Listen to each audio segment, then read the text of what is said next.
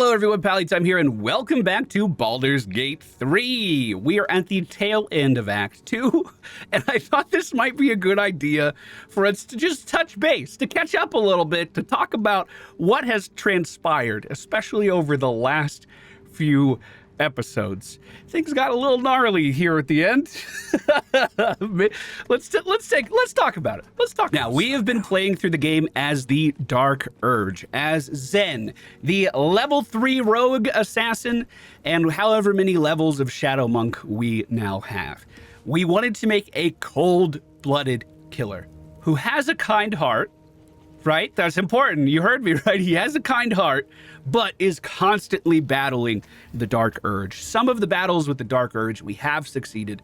Some of them, we have failed. We have just killed that target right there. Like, I still have Gale's hand in my inventory from the very beginning of the game. We have not had a flawless track record. That's why it's battling the Dark Urge and not winning against the Dark Urge, I suppose. That's one way of thinking about it. Well, let me start by saying Act 2 has been going on for quite a while now. Ever since we hit that high road, I have been having a blast. I loved the monastery. I thought that place was so fun to explore. Once we actually hit the area that has the Shadow Curse inside of it, I loved seeing how the darkness could kill us around every turn, seeing what happened to some of the tieflings that left the road. And when we made our way through the area heading towards Moonrise Towers, Zen decided to side with the Harpers when there was an ambush, because of course I want to help people. I'm not just the Dark Urge. There's a duality here. We get into the Harper base at Light's Hope, and we're immediately greeted by a cleric of Selûne, who is protecting everyone here with a protection spell, put the whole town inside of a dome, basically, right? We go to bed that night, and the Dark Urge wants me to kill that target. In fact, every time we talk to that priestess, that cleric, we were like, God, I want to kill you. Every single time we talked to her. So I devised a plan. We knew that if that target died, the entirety of that town would be shrouded in darkness, and the darkness in this area would kill them. So our plan was to end the Shadow Curse before going to sleep, because if I went to sleep, bad things would happen. That's what our butler told us. And I didn't want bad things to happen. I was going to try to get this as cleanly done as possible. That was genuinely the plan from the very beginning. So the plan was, don't go to sleep, figure out what's causing the Shadow Curse, put an end to it, and then kill that priestess of Selûne, and then everything will be fine. Dozens and dozens of innocents don't have to die. I can kill my assassination target. A bad thing won't happen in the future, and then everyone else can go about their lives. I mean, Zen has been assassinating people throughout the entire campaign. I didn't think it would be that different at all. It was very different. It was very different. Now, as far as my build is going, I think the assassination Shadow Monk idea has been working out superbly. Inside combat, I can kill targets super quick. You've seen me totally break the game with some of our stealth encounters throughout this Let's Play. But also in social situations, the idea of having the silence so I can do things without anyone hearing it, the cloud of smoke, the ability to move around in open areas super easily. I feel like I'm excelling both in combat and outside in like puzzle solving social situations as well. And exploring Moonrise Towers as this character was super fun. I made a vow in this act to play Shadowheart better. I was basically just using her as a heal bot. I wasn't doing anything inventive with her at all. And I think I succeeded at that too. She is, what level are we now? She's a level 9 cleric right now, and she's been dominating a lot of our fights. I would say most of our strategies have been revolving around her, using spirit guardians, using the Guardian of Faith. Shadowheart has been an awesome character to see grow in this act. We also got to the Temple of Shar, and I said inside of that temple, I'm going to talk about this more in a moment, while we were in that temple, this seems like it's Shadowheart's quest line. We're just going to let Shadowheart play it out.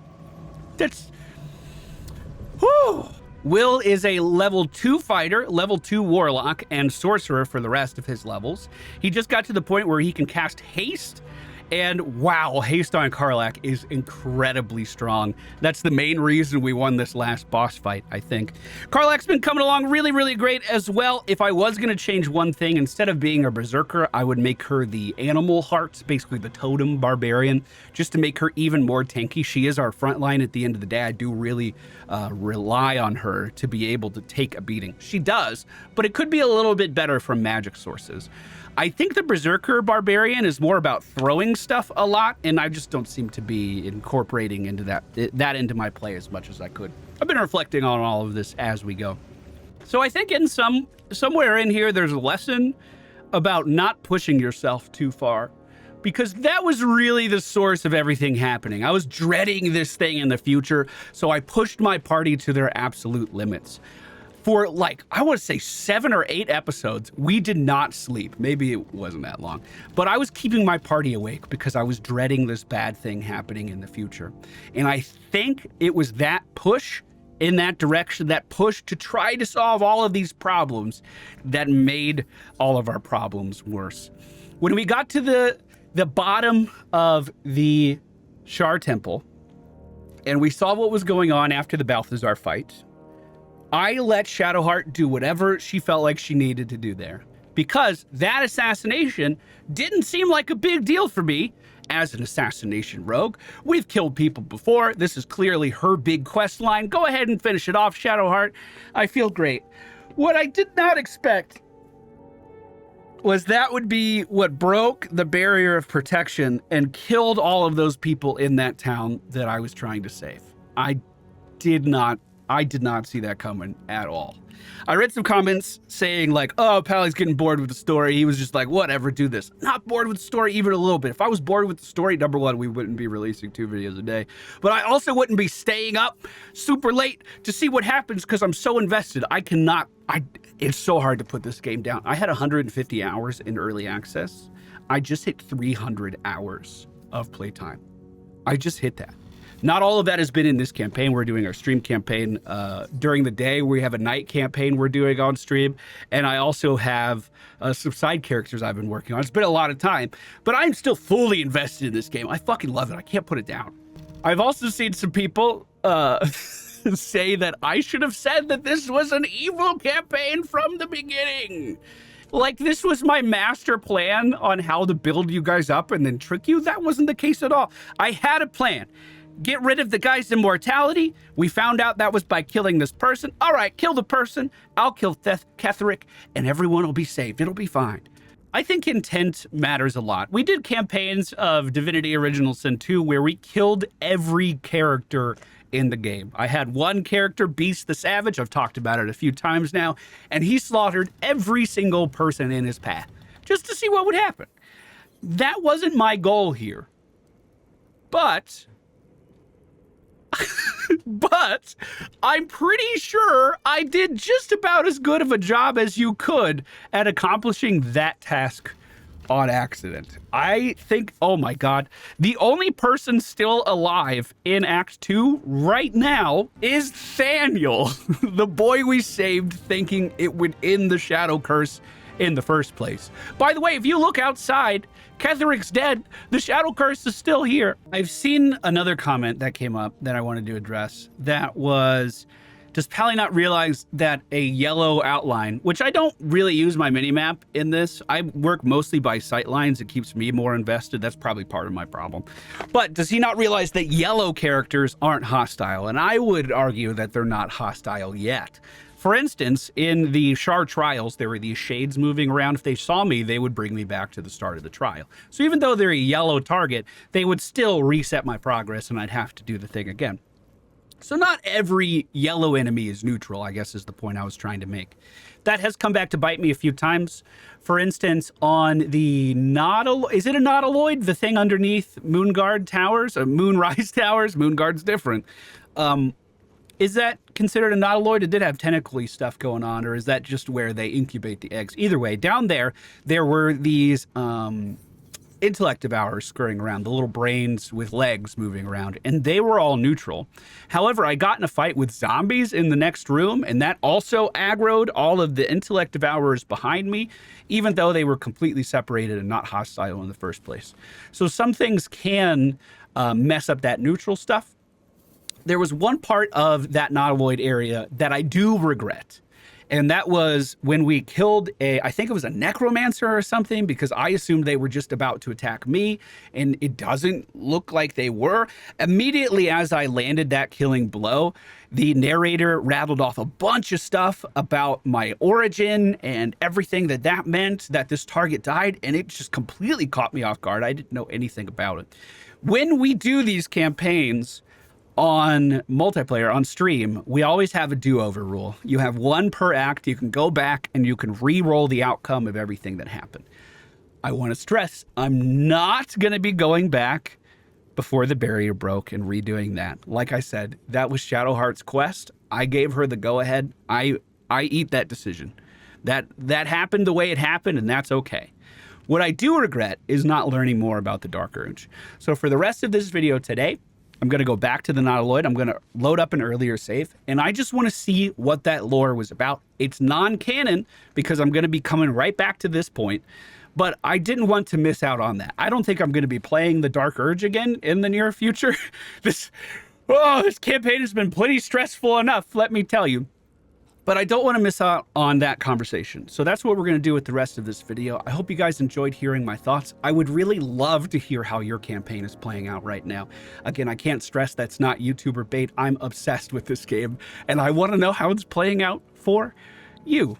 So thank you for being here. Sorry if the act didn't play out like you thought it would. I mean, every trilogy, right? This is a trilogy, Act 1, 2, and 3. It's a trilogy. Every trilogy needs a really gnarly Act 2 to keep you invested in the end. I just fear that ours has been a little too gnarly. I mean, look at Star Wars. Hey, we're all Jedis in the first movie. Everything's gonna go great. And then the Empire struck back.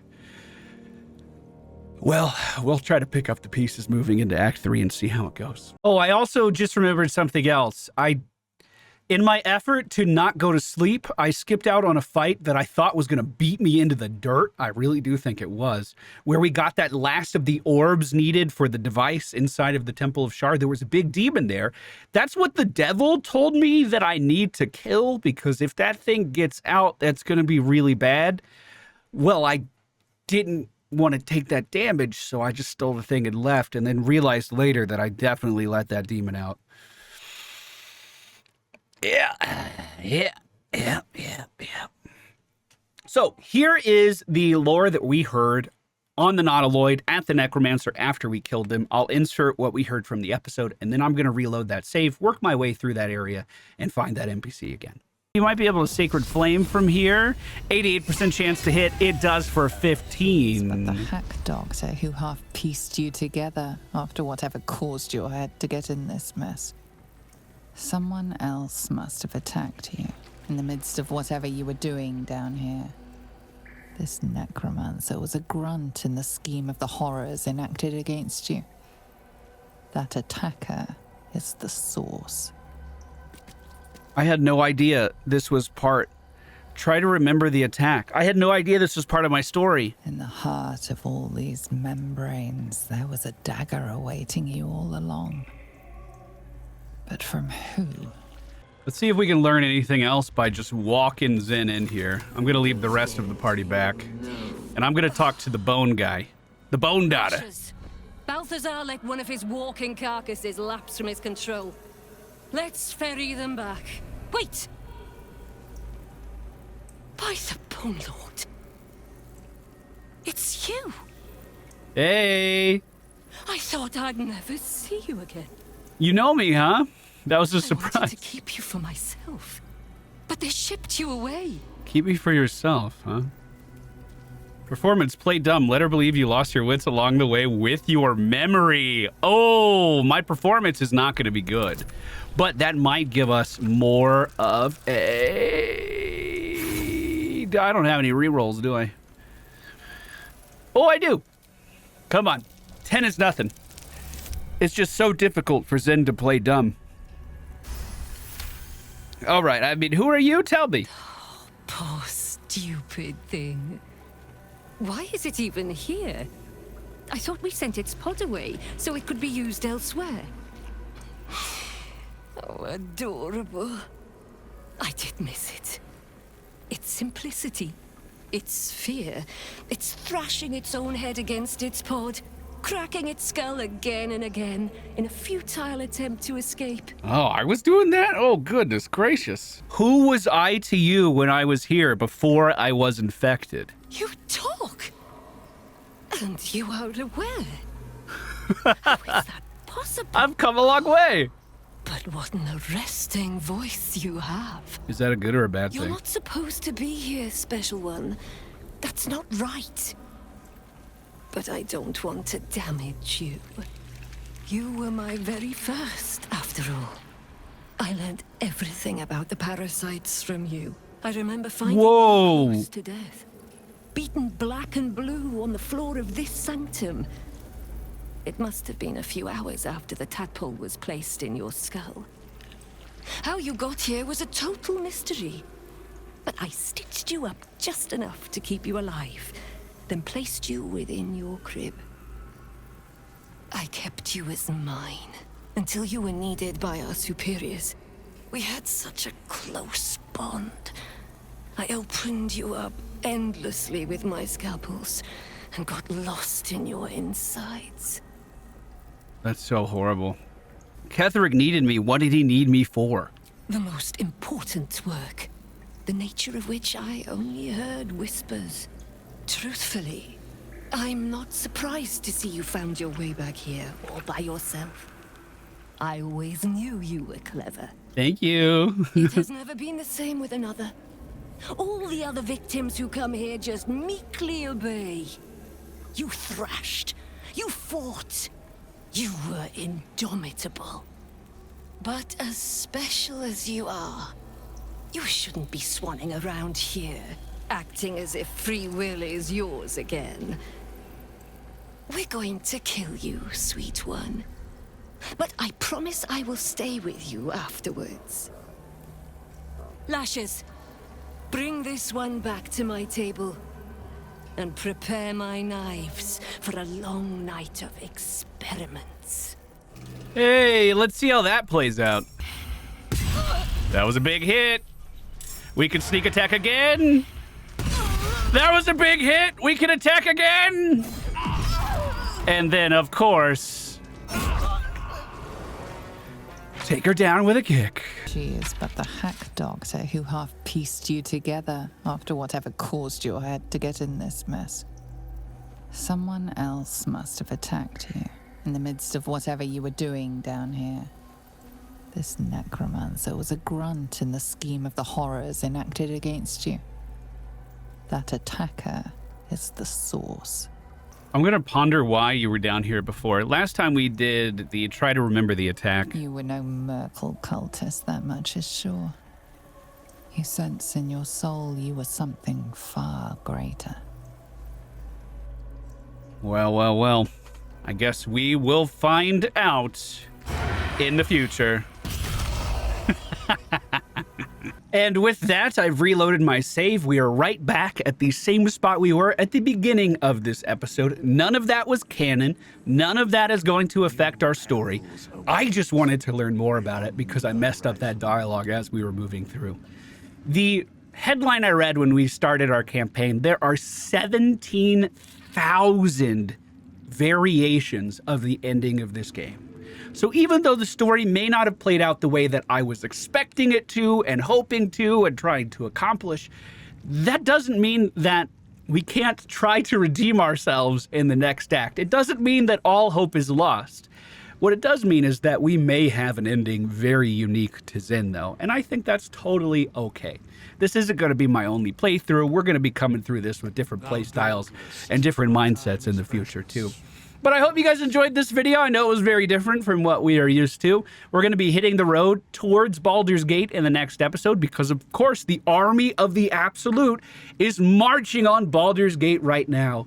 And at the end of the day, I'm trying to stop them. Just It hasn't been the cleanest way of doing that just yet.